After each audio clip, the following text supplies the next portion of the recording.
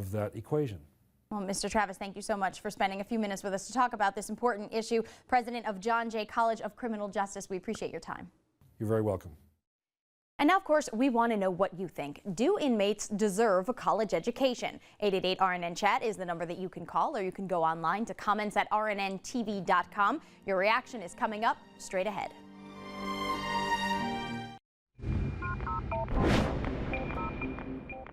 All right, welcome back. You've heard from the experts, you've heard from the administration, you've heard from the prisoners themselves, and now we want to know what you think. Do you think that inmates in prison should deserve a college education? We're going to go to Joe in New Windsor, New York. Joe, you're going to start us off tonight. What do you think? Do they deserve this education?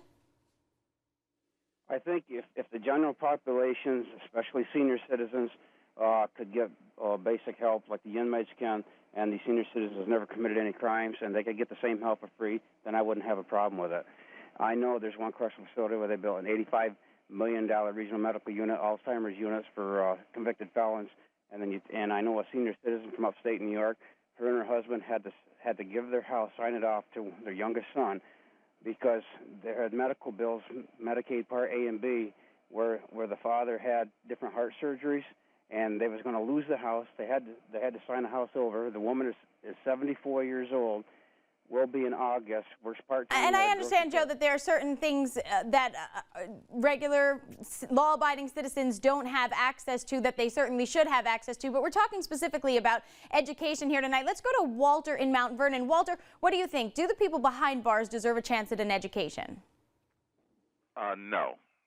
They deserve to be taught marketable skills, how to fill out a job application and adult basic education and those sorts of things. But a college degree, that will be an entitlement. There's nothing wrong with a private foundation funding college education, but the taxpayers should not be made to pay for that. All right. Thank you very much, Walter. And that is the case that we're talking about here with the Hudson Link program. It is all private donations. The federal government cut off this kind of funding, the Pell Grants, for inmates back in the 90s, as we mentioned before. And so this is, at this point, basically privately funded opportunities. But we're getting a lot of reaction online. A lot of emails are coming in on this topic. So we're going to head over to Karen DePodwin at the Interactive Center. Thanks, Carolyn. This is definitely a hot topic. Brooks writes, inmates certainly don't deserve an education, but I think it's a very good idea to give them one. If ours is a country serious about making prisons places of reform, not simply punishment, then educating inmates is a crucial first step. Gives them opportunities upon their release other than return to crime. Henry writes, deserve it? No. Is it worthwhile providing it? Yes. They will hopefully be better prepared to contribute to society when they get out. Should it be provided free? No. Too many deserving, hardworking people go without one because of their circumstances. And finally, Judy writes, everyone's selfish out there who is determined that society should never spend a dime on felons should sit back and reflect on one thing. Someday they'll get out. Education will give them a new direction and enable them to earn an honest living when they get out. Otherwise, maybe, just maybe, they'll be lurking in the alley the next time you use the ATM. And we also have a video email, a Verizon video email from Salima in Mount Vernon. I think it would be very appropriate for inmates to be able to have the chance to go to school while they're in prison. It's a good opportunity for them, and it gives them a chance to know what's available out there when they get out into the real world. Especially when they get out, it's going to be hard for them, so they're going to need a way to learn a lot so that they can get jobs and be able to support themselves so that they can stay out of prison. And be sure to vote on our online poll. We're asking you, do inmates deserve a college education? Carolyn? All right, thanks a lot, Karen. Back to the phone lines we go. We have Carol in Patterson, New Jersey. Carol, what do you think? Do inmates in the prison system deserve an education? Yes, I do agree that they deserve an education. I believe that, yes, and I also feel that what all the emails and everything that was said was very true, that to me it's going to be better in the long run, that we do this for them. They will come out being better for it. Education brings freedom. It separates a lot of things, in this world. and it does bring you to understand the haves and the have-nots. If you have an education, you'll find yourself wanting more, reaching for more.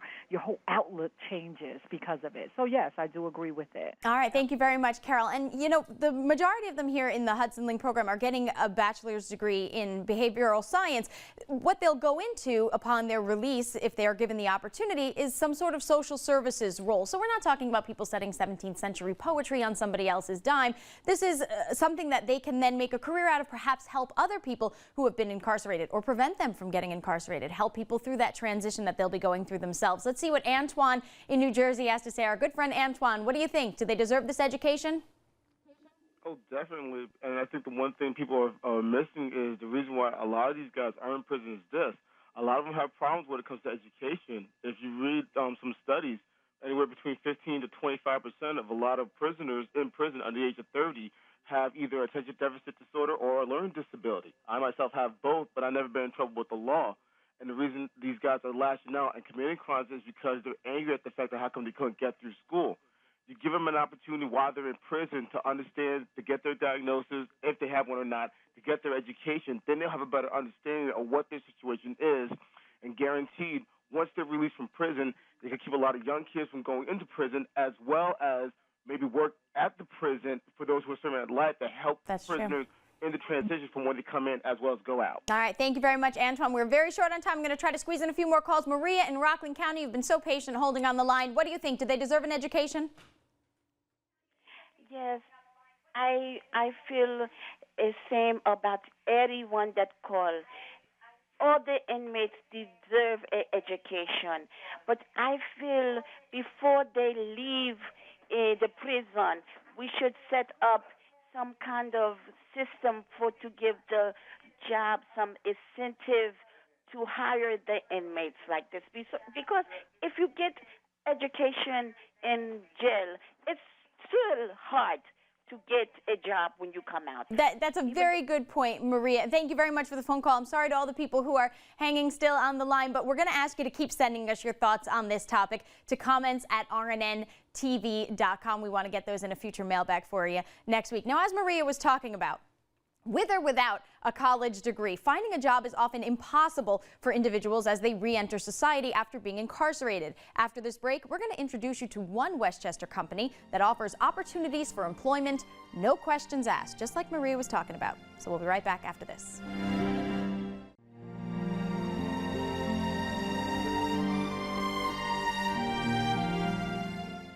As one of our callers mentioned, whether or not they have an education, many former prisoners encounter obstacles during their re-entry into society. Finding employment is one of the most common, with many employers unwilling to consider a candidate who spent time behind bars. One exception is the Grayston Bakery in Yonkers, which was founded in 1982 with the express purpose of providing opportunities to those who've had difficulty finding employment in the past, which is due to homelessness, illiteracy, or incarceration.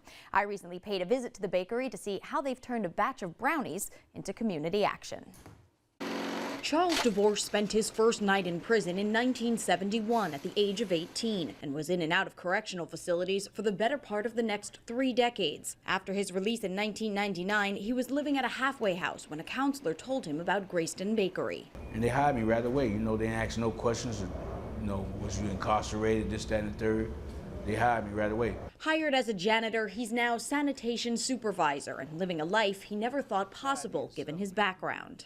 They say you go to jail, you get incarcerated, you pay your debt to society, but you know, as human nature, people hold things against you, you know what I'm saying? And by Grayston not holding that against me, and they was like open their arms up to me, man, it made me feel great.